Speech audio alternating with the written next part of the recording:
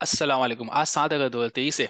आज की हमारी वीडियो आरिफ हबीब लिमिटेड के हवाले से है। आज की वीडियो में हम कंपनी को ओवरव्यू को डिस्कस करेंगे। इसके बाद हम इसकी फाइनेंशियल परफॉर्मेंस को देखेंगे और आखिर में इसके हम रिकमेंडेशन पर डिस्कस करेंगे, आया इसको बाय करना चाहिए या नहीं करना चाहिए।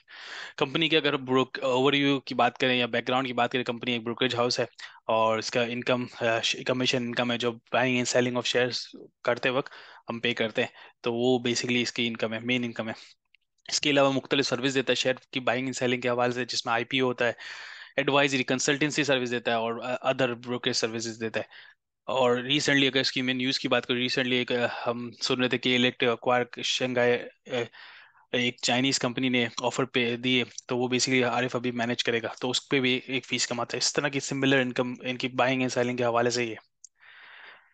अब यही मेन बिजनेस, अदर बिजनेस इनका है वो इन्वेस्टमेंट है डिफरेंट सब्सिडीज में, ये इसका उसका अदर बिजनेस है इस कंपनी का। और उस बिजनेस से फिलहाल अभी इनके हालात अच्छे नहीं है, मेन बिजनेस में अच्छा कमा रहा है। रेवेन्यू नंबर की बात करें, रेवेन्यू इनका मेन बिजनेस से सिग्निफिकेंटली इंक्रीज हुआ है, जो कि बड़ा पॉजिटिव साइन है।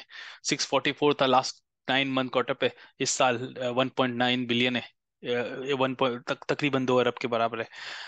लेकिन हम इसके नेट ईपीएस देखें, नेगेटिव है। इसकी मेजरली वजह इसकी अनरियलाइज लॉस है, जो जैसे मैंने आपने जिक्र किया कि इसके दूसरे बिजनेसेस हैं जिसमें अदर बिजनेस आता है मेन बिजनेस के अलावा, जो कि इन्वेस्टमेंट इन सब्सिडरीज और डिफरेंट इन्वेस्टमेंट इन लिस्टेड कंपनीज, अनलिस्टेड कंपनी। तो ये इसकी रीमेजरमेंट पे, मतलब इसकी वैल्यूएशन पे, ये 31 मार्च पे इनको काफी नुकसान हुआ, मतलब उसकी वैल्यू कम हो गई। तो ये जो नेगेटिव इम्पैक्ट हमें नजर आ रहा है पीएनएल में।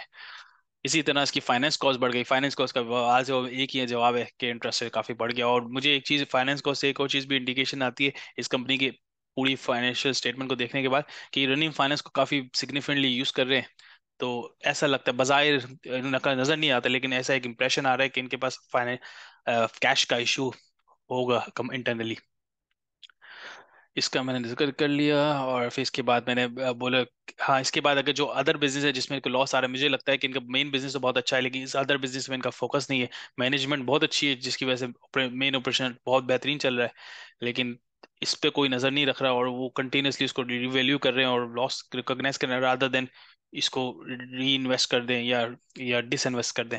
तो ये बेसिकली कंसर्न पॉइंट है, जो मुझे लगता है ये एक नेगेटिव साइन है मैनेजमेंट के पॉइंट से। हिस्टोरिकल प्राइस देखें तो हिस्ट्री में ये तकरीबन प्री कोविड तकरीबन ये 80 के पास था। और अगर 5 साल के बेसिस देखें तो 60 पर था 5 साल पहले। और तो आज इसके तकरीबन आधी प्राइस पे खड़ा है। और ये जब 30 जून की बात करें तो ये तकरीबन 27 या 24 रुपए का था। तो मुझे ऐसा लगता है मुझे ऐसा लगता है कि अ, काफी इसने लूज किया ओवर द ईयर। डिस्पाइट ये बोनस भी देता है और थोड़ा डिविडेंड भी देता है, लेकिन इसके बावजूद ये चार्ट एडजस्टेबल है, एडजस्टेड है। ऑल दिस बोनसेस डिस्पाइट इसने काफी लूज किया, तो मुझे नहीं लगता ये फिलहाल ये स्टेबल है इस प्राइस चार्ट को देखते हुए। रिकमेंडेशन की मैं बात करूं तो हमारे ईयर एंड इस कंपनी के ईयर एंड का रिजल्ट 30 जून है, तो हम कुछ ही दिनों में most probably with in 4 weeks हमें इसका रिजल्ट नजर आ जाएंगे। बोर्ड मीटिंग होगी और रिजल्ट नजर आएगा अर्ली सितंबर में। एक्सपेक्टेड है कि रिजल्ट आउट होंगे। मैं एक्सपेक्ट करता हूँ रेवेन्यू नंबर डेफिनेटली इसका ग्रो करेगा, लेकिन जो इसका अदर जो अनरियलाइज लॉस था जो हमने क्वार्टर 3 पे देखा था, वो मुझे लगता है सिमिलर होगा, क्योंकि 30 जून 2023 तक मार्केट इंप्रूव नहीं की थी, तो वॉल्यूम कमोबेश सिमिलर था, तो अनरियलाइज हम वैसा ही देखेंगे। आखिरी चीज मेरी मेरी नजर में, ये फिलहाल इन्वेस्टेबल नहीं है जब तक ये अपने लॉन्ग टर्म इन्वेस्टमेंट को सॉर्ट ना करे। क्योंकि लॉन्ग टर्म इन्वेस्टमेंट एक सही जगह इन्वेस्टमेंट करना बेहतर है रादर, और या नहीं करे, क्योंकि इसकी वजह से एक अनरियलाइज लॉस हर पीएनएल पे इनके हिट कर रहा है। तो रादर ना करें और उसके कैश को रख लें, दैट्स बेटर। लेकिन फिलहाल मेरी नज़र में it's not investable. That's it, thank you. कोई सवाल है तो आप बोलें, इंशाल्लाह मैं आपको जरूर जवाब दूंगा। जज़ाकल्लाह।